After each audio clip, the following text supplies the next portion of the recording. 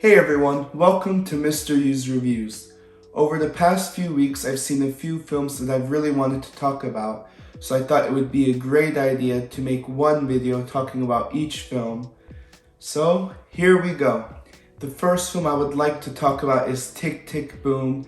This is an adaptation of the semi-autobiographical stage musical, and it follows basically Jonathan Larson before he wrote Rent, and just the challenges that he faced trying to come up with like a great idea for a musical and bring it to off-Broadway, or his big dream is to have it on Broadway. And it also follows his friends around him and the support that they give, and also how Larson and his friends are both kind of getting affected by just the world around them.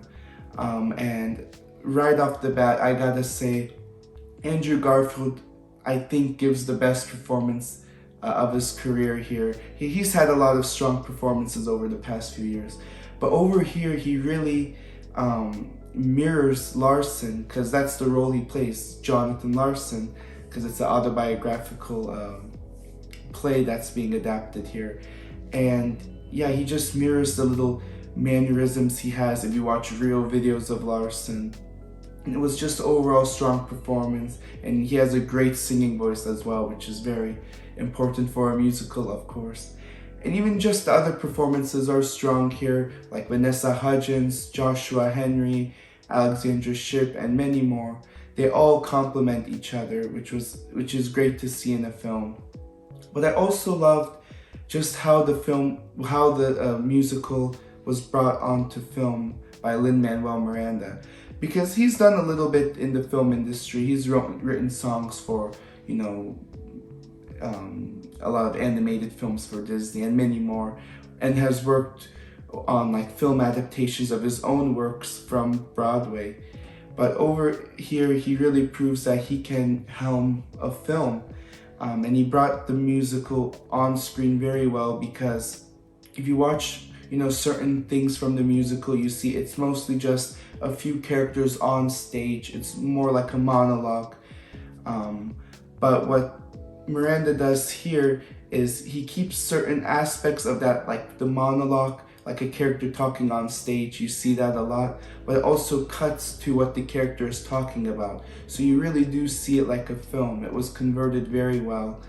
And all the music is really catchy. I've been listening to it ever since I saw this film. So overall, this is one of the strongest films I've seen this year. I give Tick, Tick, Boom an A-. The next film I would like to talk about is King Richard, and this follows Venus and Serena Williams' father, Richard Williams.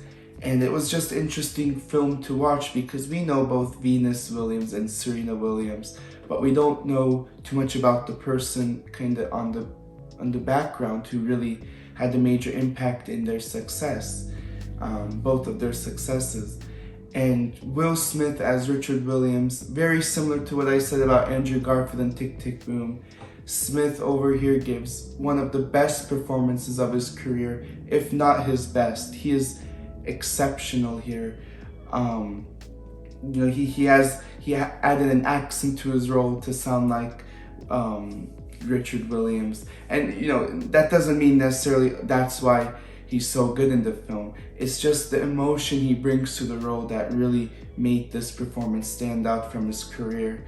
And his character doesn't always make the decisions that the audience would think would be the right decision, but as you see his decisions work out for both of these two daughters that he is trying to raise to be tennis stars, you start really having a lot of faith in this character, and Will Smith did a great job in this role. In both of the two daughters, Demi Singleton, who plays Serena Williams, and Sanaya Sidney, who plays Venus Williams, they were also strong. John Bernthal is in this film, who's always cool to see. He's been in some of my favorite films from the past decade, so it was great seeing him here. It was just an inspirational film that really brought a lot of knowledge to meet and to the audience about the backstory of these two athletes. So I think it's a great inspirational film. I give King Richard a B+. Now the next one I would like to talk about is Ghostbusters Afterlife. This is obviously, the next film in the Ghostbusters series, which I really love. I really love the first Ghostbusters, and the second one is okay. But over here in this film, the thing that I really enjoyed most is the fact that the first two acts of the movie isn't necessarily riding on too much nostalgia from the first film. It actually kind of creates these new original characters, and adds little hints of things that connects it to this series. And I just love that blend of originality and nostalgia in these first two acts. And all of the characters and the actors that play them were really fun.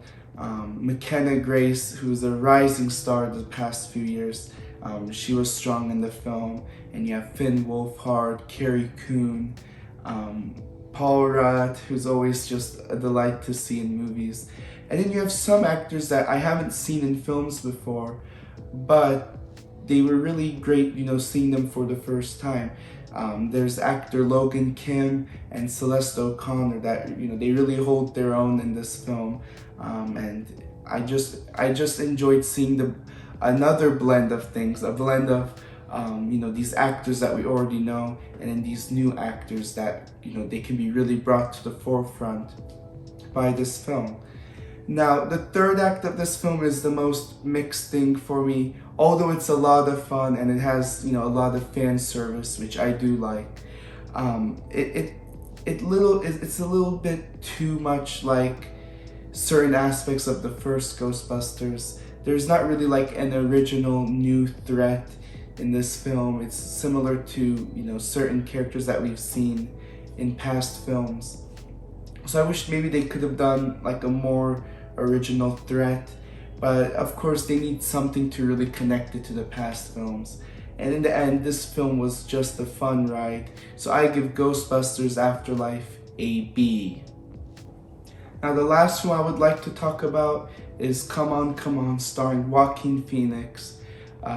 This film follows a radio journalist who specifically interviews children and asks them kind of questions, and he always gets these poignant, thoughtful responses from them.